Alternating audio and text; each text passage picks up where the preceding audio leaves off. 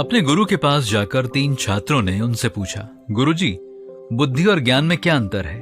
गुरुजी एक कमरे में जाते हैं और थोड़ी देर बाद बाहर आते हैं और पहले छात्र से कहते हैं, उस कमरे में 3 गिलास में दूध रखा हुआ है, उसमें से 1 गिलास का दूध पीकर आओ। जब छात्र कमरे में गया तो वहां पर 1 गिलास सोने का था, दूसरा चांदी का और तीसरा तांबे का। छात्र ने खुशी खुशी सोने के गिलास का दूध पी लिया। जब दूसरा छात्र कमरे में पहुंचा तो उसने देखा कि सोने का गिलास खाली था। उसे थोड़ा दुख हुआ, फिर भी यह सोचकर संतुष्ट हुआ कि कम से कम उसे चांदी के गिलास का दूध तो नसीब हुआ। उसने उस गिलास को पिया और थोड़ी संतुष्टि से बाहर आया। जब तीसरा छात्र कमरे में जाता है तो देखता है कि सोने और चांदी का गिलास खाली पड़े हुए हैं। इसे देखते ही वह आग बबूला हो जाता है, परंतु गुरुजी की आज्ञा का पालन करना उसका कर्तव्य था, इसलिए तांबे के गिलास का दूध पीकर दुखी मन से बाहर आया। गुरुजी तीनों को बुलाकर पूछते हैं कि क्या आप तीनों ने दूध पिया? पहला छात्र अत्यंत खुश होकर कहता है कि गुरुजी, मैंने सोने के गिलास का दूध पिया और मैं बहुत ही सौभाग्यशाली हूँ।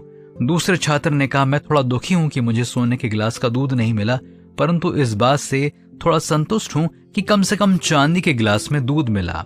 तीसरा छात्र बहुत ही दुखी मन से कहता है, गुरुजी, मैं बहुत ही दुर्भाग्यशाली हूँ, मुझे तांबे के गिलास का दूध पीने को मिला। गुरुजी ने तीनों की बात सुनकर कहा, मैंने तीनों गिलास में एक ही नाप से गाय का दूध भरकर रखा था। तुम तीनों ने दूध के स्वाद की ओर कोई ध्यान नहीं दिया। तुम तीनों ने केवल गिलास के मूल्य की ओर ही अधिक ध्यान दिया।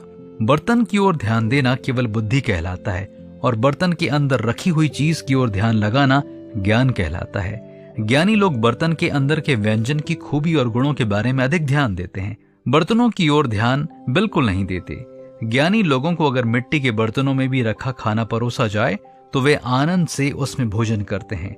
नीति वचन 18:15 में लिखा है, समझ वाले का मन ज्ञान प्राप्त करता है और बुद्धिमान ज्ञान की बात की खोज में रहते हैं। तो क्या ज्ञान देने वाले प्रभु से हम ज्ञान की प्राप्ति के लिए प्रार्थना करेंगे?